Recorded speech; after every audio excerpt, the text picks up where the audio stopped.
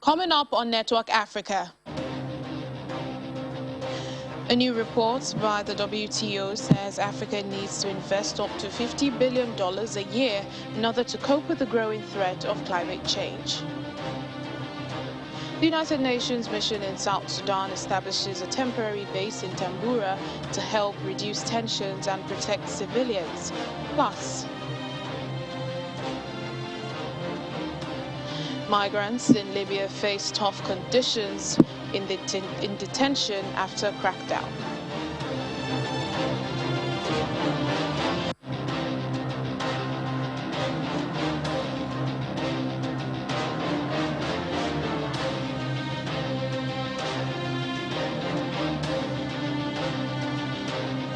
Hello and welcome to the program. I'm Layo Adegoke.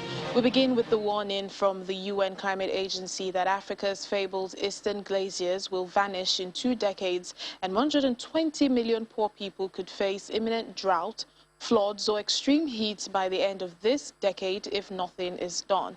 The latest report on the state of Africa's climate by the World Meteorological Organization, partnered with African Union agencies, paints a dire picture of the continent's ability to adapt to increasingly frequent weather disasters. A new report says Africa needs up to $50 billion to invest per year in order to cope with the growing threat of climate change. Africa is said to be warming faster than the global average, but has been responsible for just 4% of the world's greenhouse emissions. Africa, as this report emphasizes, is warming more and at a faster rate than the global average. This calls for more urgent and appropriate policy responses both in Africa and globally. Beyond being a snapshot of climate trends, extreme weather, and associated risks and impacts in key sensitive sectors, the report highlights lessons for climate action in Africa. It provides an important milestone for resilient pathways. The report highlights the urgency of the situation in a continent which, while constituting 17% of the global population, is responsible for less than 4% of greenhouse gas emission and has the least capacity to adapt to the impacts of a warming climate. We are launching this report in the middle of a very divergent recovery from the COVID-19 pandemic, which has exposed the inequalities of the global system and the vulnerabilities of Africa.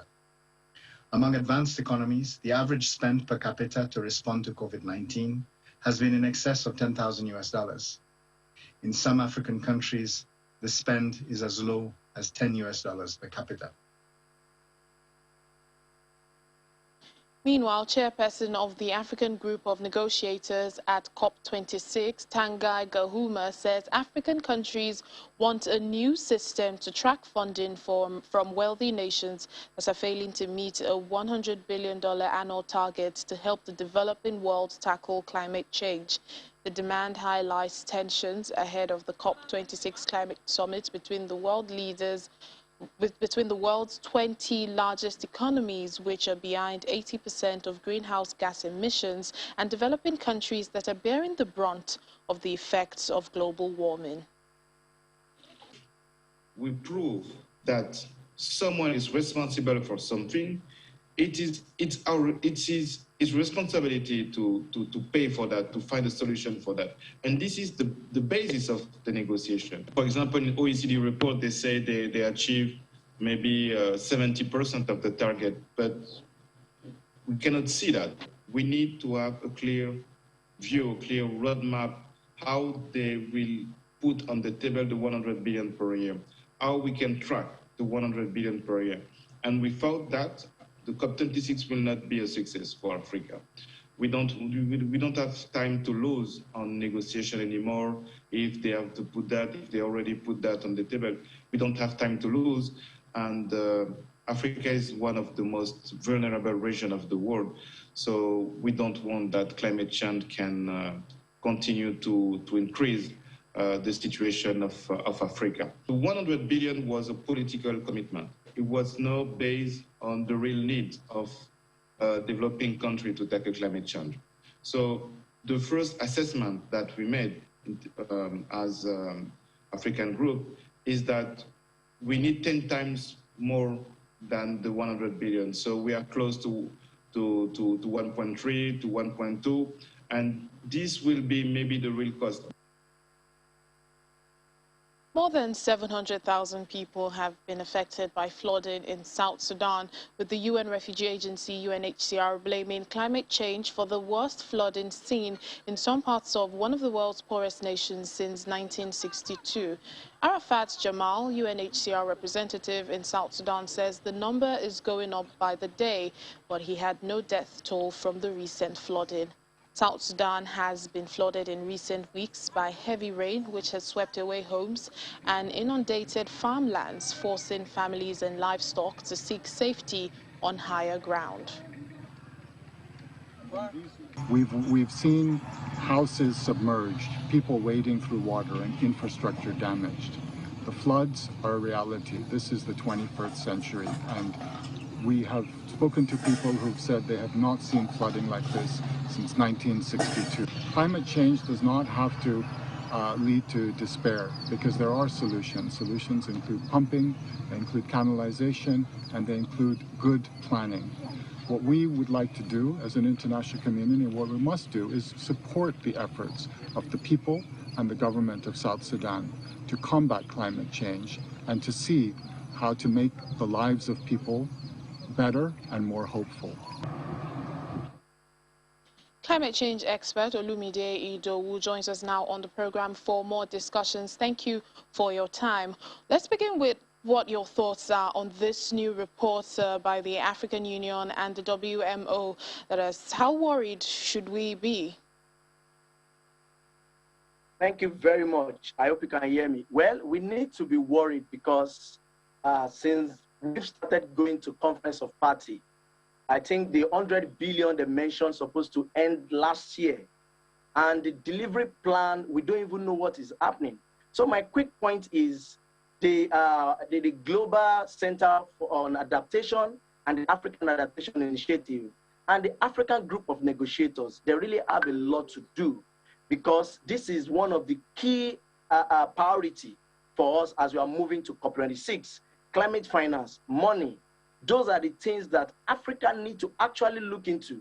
Because if you have not been able to meet the 100 billion, what are we going to talk about in COP26? Climate finance, adaptation, mitigation, and all other relevant issues that we need to look into. So it is high time for us to start looking at how to tackle the challenges that it requires on adaptation at the heart of African recovery. And if you can also look at the global pandemic, it has already caused a lot of havoc for African countries because we are at the receiving end. So for me, I think the developed country, they need to show us their delivery plans so that the 100 billion, so-called 100 billion that they said they are going to be input per year, we need to know the plan, we need to be part of it, and we need to be part of the implementation. Now we are hearing another plan of close to 500. So close to 50. So what is our plan moving to COP26? If we don't have plan for what we need through our African group of negotiators, then we are just going there as a normal jamboree and as a normal vacation. So that is what I'm thinking. And I'm also saying that the issue will not end until we have that negotiators doing the right thing on our behalf and the behalf of people. Thank you. Well, this latest report on the state of Africa's climate seems to paint a dire picture of the continent's ability to be able to adapt to this increasingly frequent weather disasters. Can this be averted, or what should we do? What should we begin to do to mitigate this individually and even as a community or as a government and for different African nations? Yeah, thank you very much. I think for a country like Nigeria with close to a population of 200 million, I think it is high time for individuals to start looking at what kind of change can I drive internally. We've been talking about adaptation, we've been talking about mitigation, technology that are very, very expensive. How will you and I invest into that to make sure that we do something locally? So it is high time we drive advocacy. It is high time we drive information that will make people to understand their responsibility without waiting for the government. We have floodings every time. we have desertification, we have sea level rise. All these things, as people, we need to start demanding for the right justice towards it. That's why a lot of people are now talking about climate justice. And if we continue to say or continue to talk about this, it will give us access to that financing to meet the need of our environment. And let me quickly mention this, the direct access entity. How much funding can we, even African country, access? Do we have the techniques? Do we have the understanding? Do we have the backup for us to even assess finances for our adaptation and mitigation program? So as an individual, it is high time we start raising our voice on advocacy. Start from your home. Keep your environment sustainable so that people will be able to understand that we are not only waiting for the government, but we are doing our little a bit that we can do internally. Because if we don't do that, we are not going anywhere. So anything for us, without us, it is not for us. Thank you very much. All right then, thank you so much, climate change expert Olumide Idowu. Thank you for your thoughts. Thank you. The United Nations mission in South Sudan has established a temporary base in Tambura to help reduce tensions, protect civilians, and restore stability in the region. A major lack of health care and a dramatic rise in malnutrition in the camps is another life-threatening factor the displaced people have to contend with. Despite the signing of a peace deal in 2018, subnational violence continues to ravage parts of South Sudan. In Tambura, Western Equatoria, ongoing attacks by armed groups has led to innocent civilians being killed or injured. Property have been destroyed, while tens of thousands are displaced. The United Nations mission in South Sudan has established a temporary base here to reduce tensions, protect civilians, and restore stability. However, for people living in camps for the displaced, losing their homes and livelihoods isn't the only issue.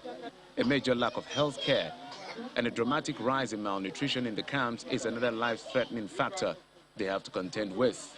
The drugs, they have stolen the drugs, and they destroy everything in hospital,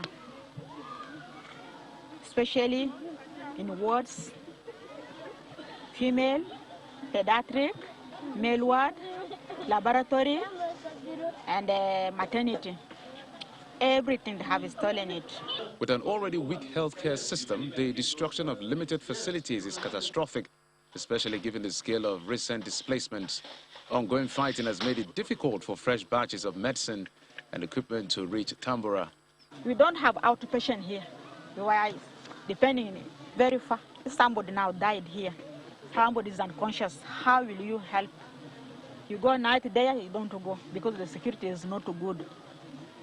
So also, we need OTP for the children, and also has malnourished children. In OTP, you send the children from OTP to the stabilization center, but here we don't have now. Everything has been destroyed, so it is very difficult. While the United Nations mission in South Sudan and humanitarian partners are doing everything in their power to keep people safe and ensure their basic needs are being met, country officials say the instability has serious health consequences for the displaced. For referral, this is very, very difficult for us because we have an ambulance, but the ambulance can't move from here to Yambio to refer a patient because of the insecurity on the road. The burden lies squarely on those in need of medical attention as they have to walk long distances to reach a medical center. Currently, we can do what we can afford because we don't have all the equipment, like the laboratory for blood transfusion. They use the laboratory to screen and then drain the blood for the patient. Our laboratory equipment were all destroyed. Currently, what we do here in terms of lab is only the malaria rapid diagnostic test.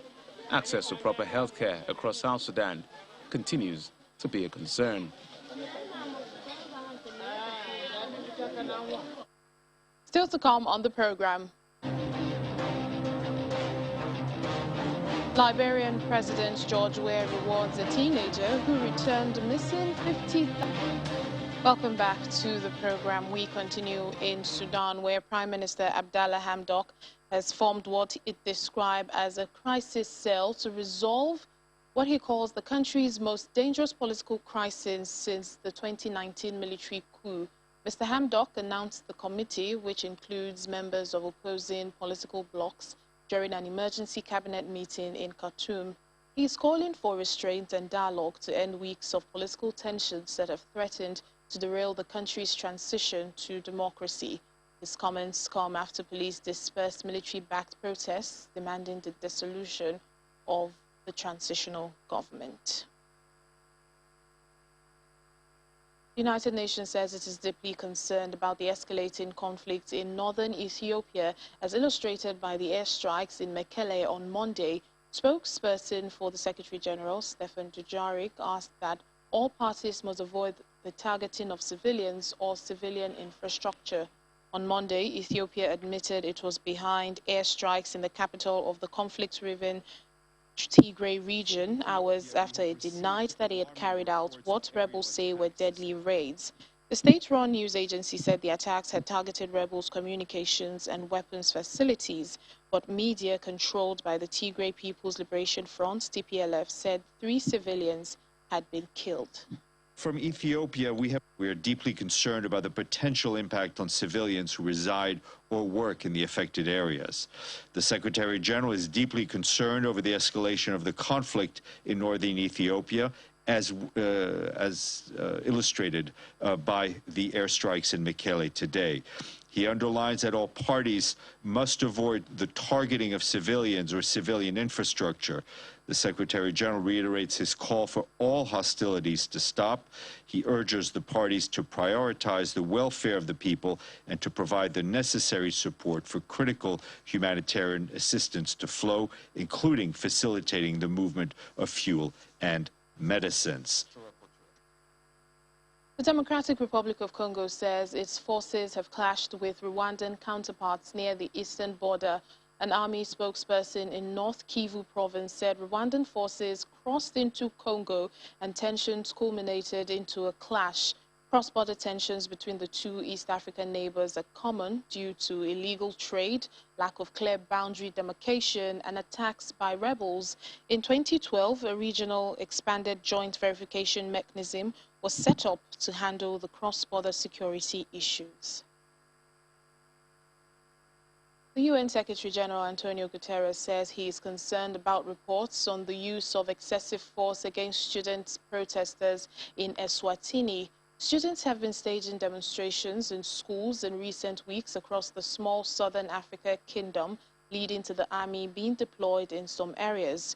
The UN chief said the deployment of armed forces and the indefinite closure of schools adversely affects children and young people, calling on security forces to respect human rights standards, including the United Nations Convention on the Rights of the Child.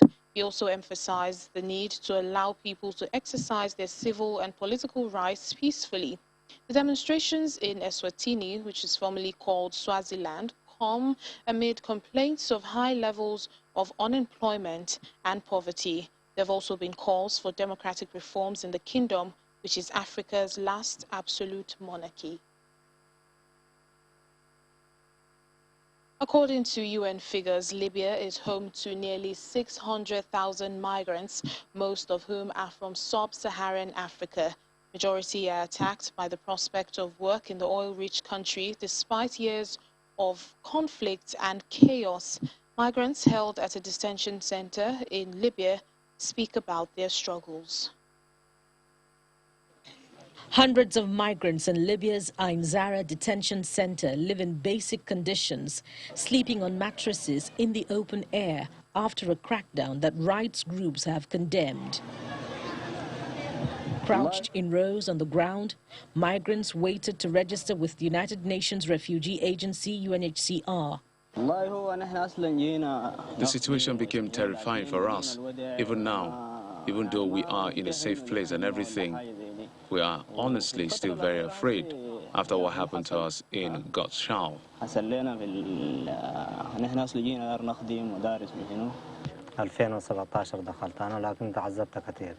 There's nothing. No one has blankets. No one has sheets. No one has clothes. I only have what I'm wearing. We don't even have clothes. When we escaped, we took nothing. Nothing. We didn't even change the flip-flops we are wearing. Over the past 2 weeks, authorities in Tripoli have arrested thousands of them and held them in detention centers in a crackdown that has resulted in several deaths. Guards and Libyan officials at Ain Zara say they provide the migrants there with food, shelter and medical care. But migrants say many of them lacked supplies and they remained very fearful. Over the past 2 days, we have had a number of migrants sent to us. The number is around 1,277 migrants, including women and children.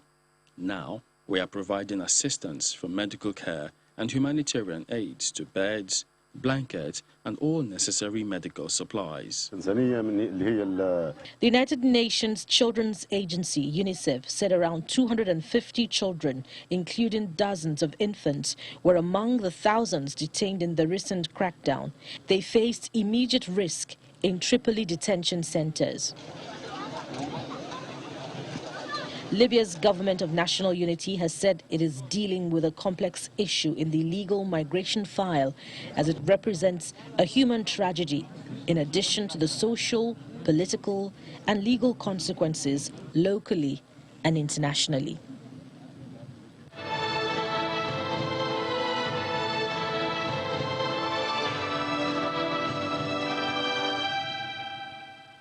Burundi has rolled out its first COVID-19 vaccines months after most African countries. It's the latest step in the East African nation's shift towards a more active approach to containing the pandemic. The vaccination campaign started in the commercial capital of Bujumbura. Dozens of residents queued at a special vaccination site, saying that they heard about the vaccination drive through word of mouth, and no government officials were present to inaugurate the launch. Health Ministry says the jabs administered on Monday are part of a Chinese donation of 500,000 Sinopharm doses.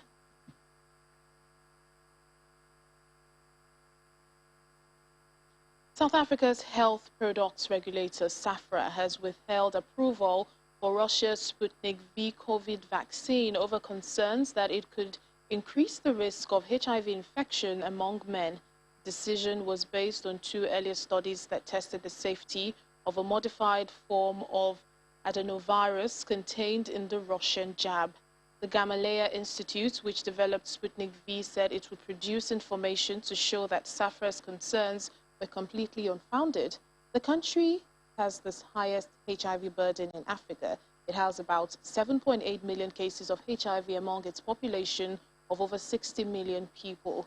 About 13.5% of men aged between 15 and 49 are infected. Well, SAHPRA says its concerns followed consultations with local and international experts.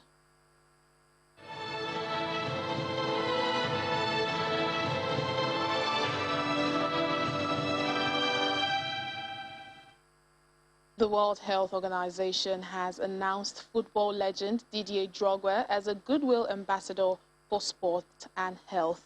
Mr. Drogba from Côte d'Ivoire will be supporting the WHO to promote the organization's guidance on the benefits of physical activity and other healthy lifestyles and highlight the value of sports, particularly for youths. Dr. Tedros Ghebreyesus, WHO Director General, hailed Drogba as not only a football legend, but a dedicated advocate for the health and sustainable development of communities, adding that his support for WHO can help curb the growing burden of non-communicable diseases.